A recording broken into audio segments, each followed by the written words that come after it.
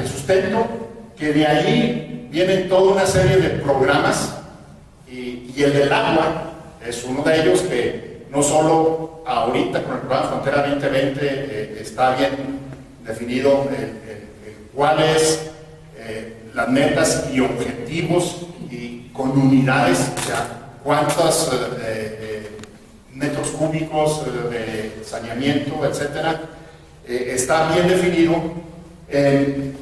El programa original parte del Acuerdo de la Paz. El hecho que ustedes vean ahí, el PIAF, las instituciones COSEF, NatBank, el programa Frontera 21, el programa Frontera 2012, el programa Frontera 2020, todos ellos se sustentan en el Acuerdo de la Paz. El único ahí que tiene su sustento, documento independiente, pero se basó mucho cuando lograron tener ese acuerdo México-Estados Unidos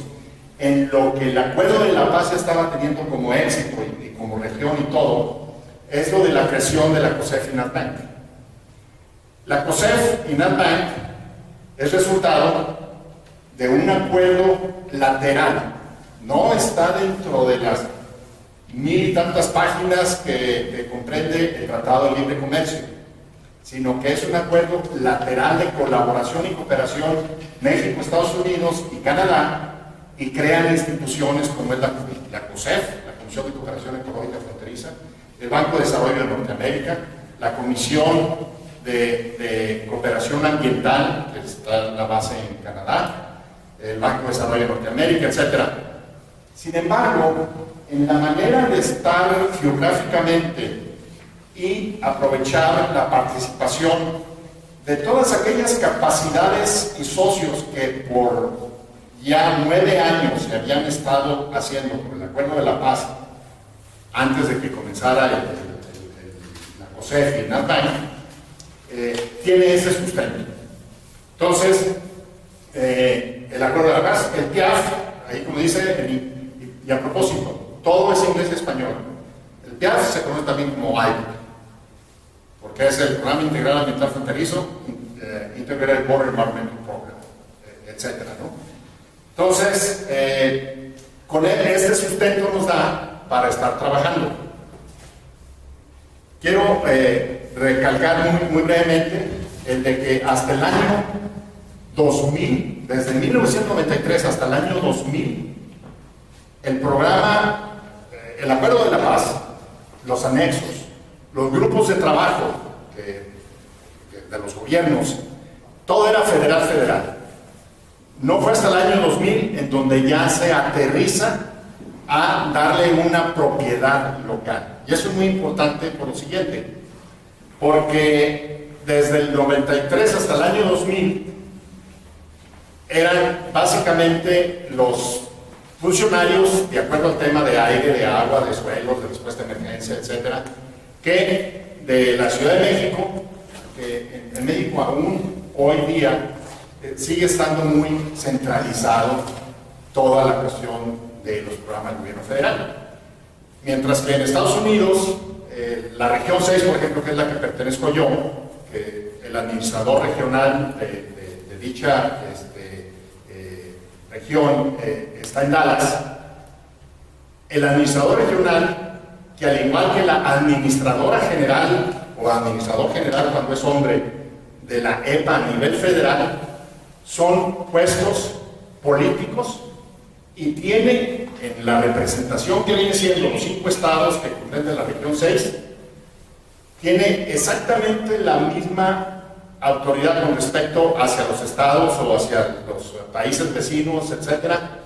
el administrador regional como la tiene la administradora federal de la EPA. Entonces, por todos esos años se estuvieron avanzando mucho en la cuestión de estructuras, de manual de procedimientos, dónde estamos nosotros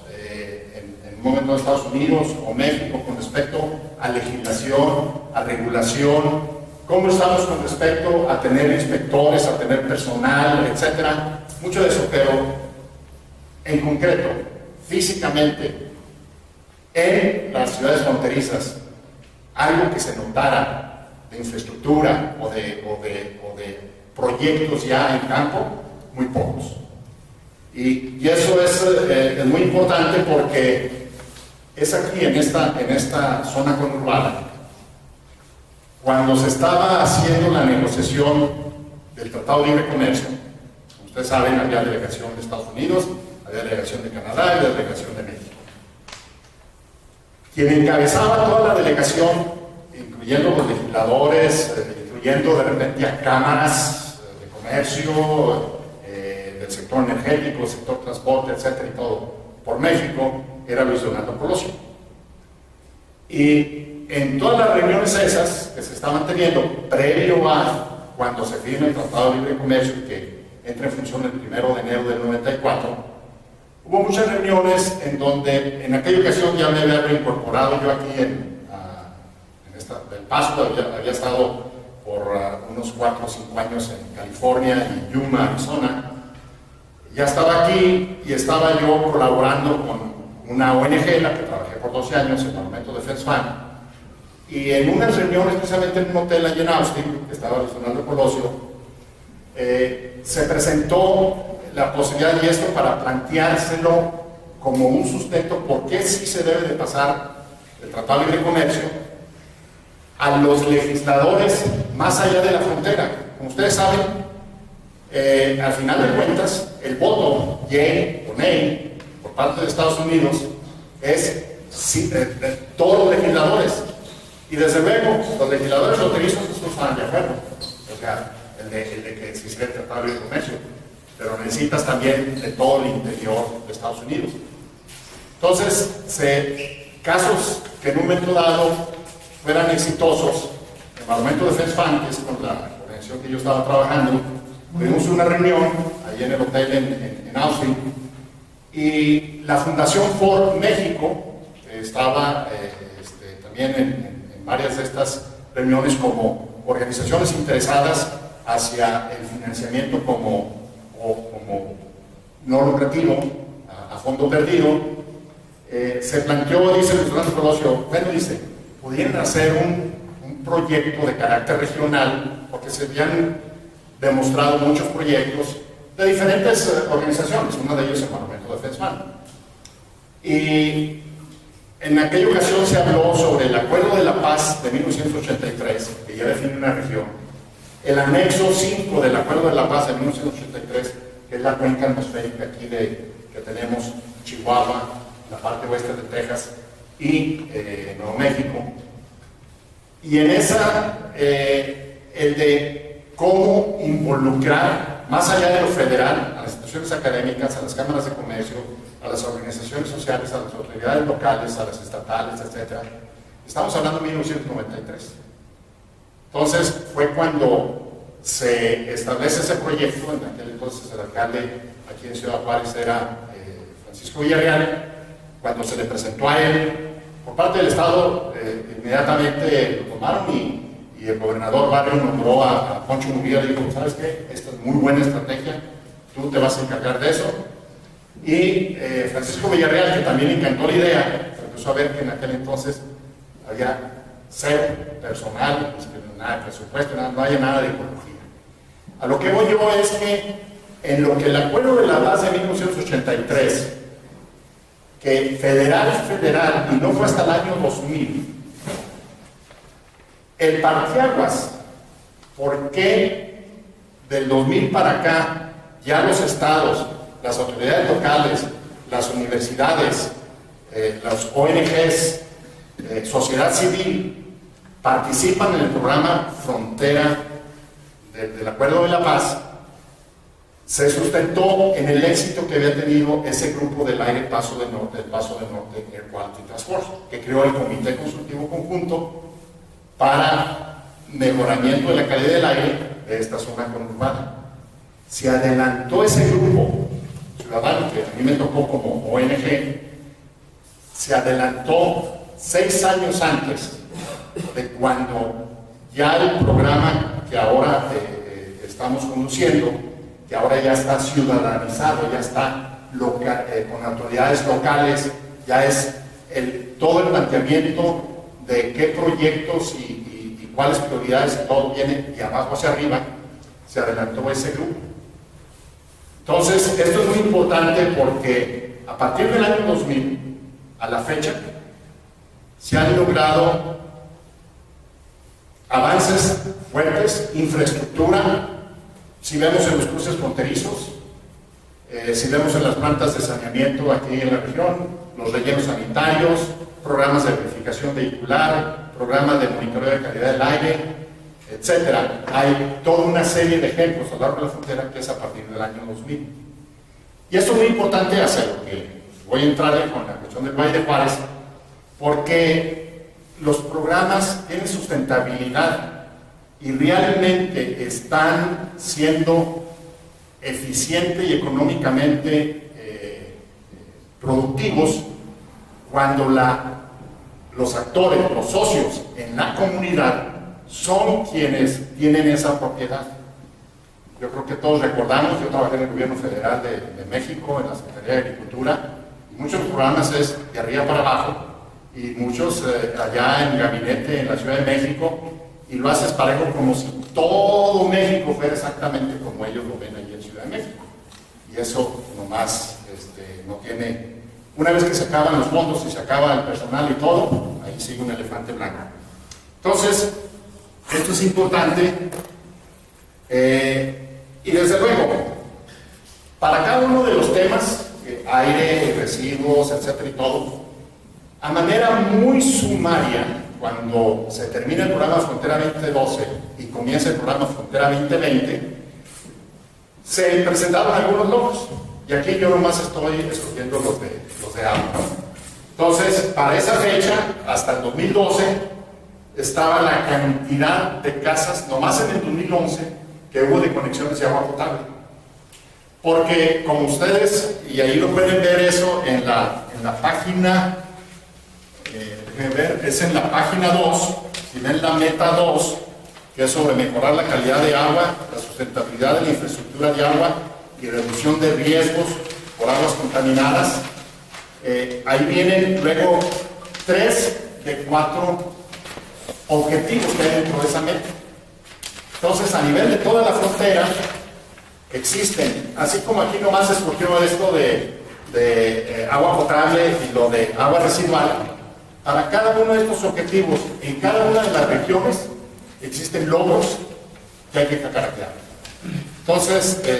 eso cuando tengan ustedes tiempo, pues lo pueden ir viendo, ¿no? Un ejemplo aquí, el Tratado de Libre Comercio comienza el 1 de enero del 94. El Acuerdo de la Paz viene desde el 83 y no fue hasta el año 2000, y ahorita tengo dentro de eso, pero ya lo he nombrado varias veces, en donde se firma un acuerdo con los 10 estados y con representantes de los tribus, 10 estados porque son 4 del lado americano y 6 del lado mexicano, y entonces ya se ciudadaniza, ya se hace propiedad ejecutiva por las autoridades de los gobiernos de los estados que tienen encargado lo de medio ambiente, ecología, desarrollo sustentable. A lo largo de la frontera, tanto del lado de Estados Unidos como de México, tienen diferentes nombres, pero ahora ya en su región, esos secretarios o comisionados, como es el caso de Texas, son los que tienen ese carácter ejecutivo, cosa que el Acuerdo de la Paz se lo da al administrador o administradora general de la EPA y al secretario o secretaria, porque hubo una secretaria, Julia Carabias, de Semarnat en México. Ahora esa misma autoridad se le tiene, pero para carácter geográfico, ahí. Entonces, hay toda una serie ya de logros y aquí nombré ya dos cosas muy importantes que nos lleva hacia, final de cuentas, al planteamiento, la estrategia que entre todos nosotros aquí, profesionales en el ramo agrícola y en las instituciones con quienes trabajamos, además del Colegio de Ingenieros, es en lo que debemos de llevar hacia estos foros en el Valle de Juárez, porque de otra manera no queda más que un buen ejercicio, queda en alguna publicación, está en los viveros de alguien, pero realmente no se avanza nada. Entonces, es muy importante el que en este proceso que en 1994 comienza la COSEF, pero la COSEF cuando comienza, y si hay alguien aquí que no esté familiarizado con la COSEF, levante la mano. Muy bien. Son dos personas, tres, si gustan, para luego ya y no entretener mucho, puedo fácilmente hablar, pero lo que sí les comento es que a lo largo de toda la frontera,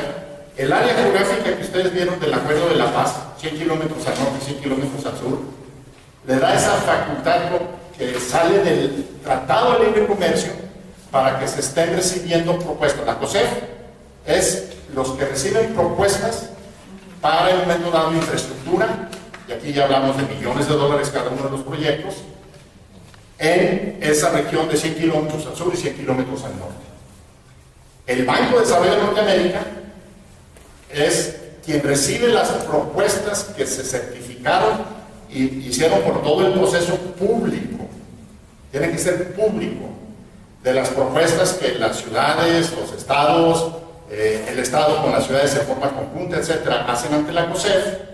y si se certifica, entonces el Banco de Desarrollo de Norteamérica lo financia. Mientras que sea un tema de agua,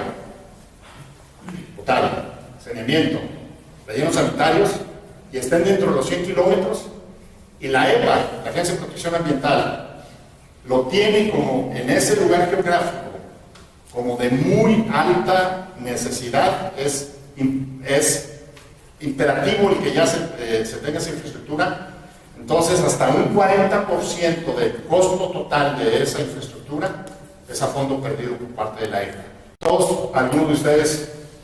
lo han de recordar, pero antes de febrero de 1998, había 0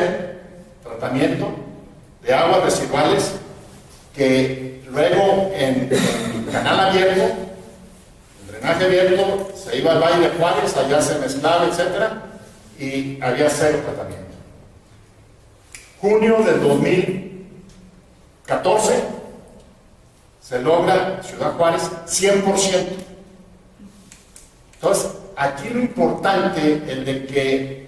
esta participación de la comunidad, las audiencias públicas, el que la comunidad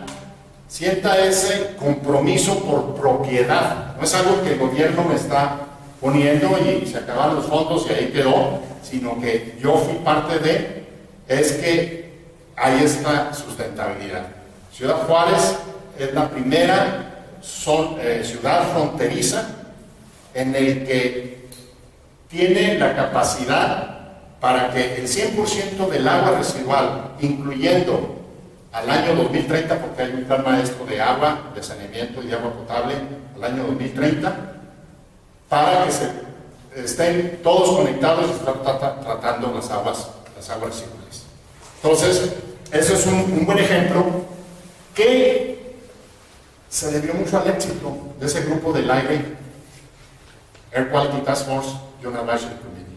¿Por qué? Porque se demostró que cuando se da esa facultad y se da esa propiedad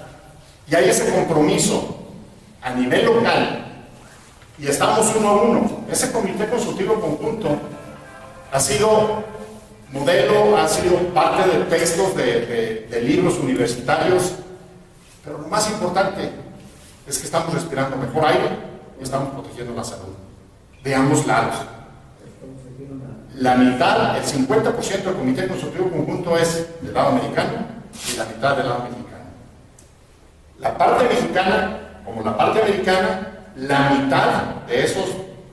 11 ahora del lado americano y 11 del lado mexicano es no gubernamental. De hecho, si consideramos que IMIT es cuasi gubernamental, pues en un momento dado somos en el comité consultivo conjunto más no gubernamentales que gubernamentales, y a eso se debe el éxito. Entonces se tomó eso, el ejemplo que está aquí de tratamiento de aguas, en donde dice, cuando ya no es a nivel central y no es de arriba para abajo, y que vemos toda la frontera como si fueran todos los de San Diego, o ver todas las fronteras como si fueran todos palomas, así se formulaban los programas y proyectos desde la Ciudad de México y todo, es el de que ahora estamos viendo esos éxitos tangibles. Entonces, algo muy importante, y aquí nuevamente, poco a poco, y me gustaría que muchos de ustedes tuvieran esto como lo veo yo en el Valle de Juárez. Hay mucho de lo que está hablando en procedimiento y en cuanto a indicadores y foros y etapas, hasta lo que ahorita se está viendo hacia el Valle de Juárez. Pero, por ejemplo, tuvimos la fortuna en el mes de junio de recibir una plática, ojalá muchos de ustedes tuvieran la oportunidad de estar aquí, de Juan Pedro Flores Mocés, en la cuestión de todos los trabajos que está haciendo en el Valle de Juárez con respecto a los riesgos de salud por el contacto de aguas contaminadas en el Valle de Juárez, y un elemento importantísimo en el de cómo se compense a nuestros vecinos, a nuestros socios, a nuestro sector, a la parte de legisladores, a la parte gubernamental, está el de la salud. Hay dos temas importantes que dice uno, violento: salud y cuánto le está afectando al bolsillo. Si todo esto lo ponemos en esos valores, en esas tablas, vamos a tener gente que va a jalar. Entonces, hay toda una serie de elementos allí, que esto es los logros hasta el 2012. Ahorita hay el programa 2020 que comenzó el 14 de agosto del 2012 y vamos al programa 2020, pues ya son mucho mejor. Aquí esto va a ser fácil, pero también lo tienen ustedes ahí en esas dos hojas que está por ambos lados, el de que el programa, a partir de que termina el programa Frontera 21, así se le llamó, y fue el último que fue federal, terminó en el año 2000. ¿Por qué se le llamó 21?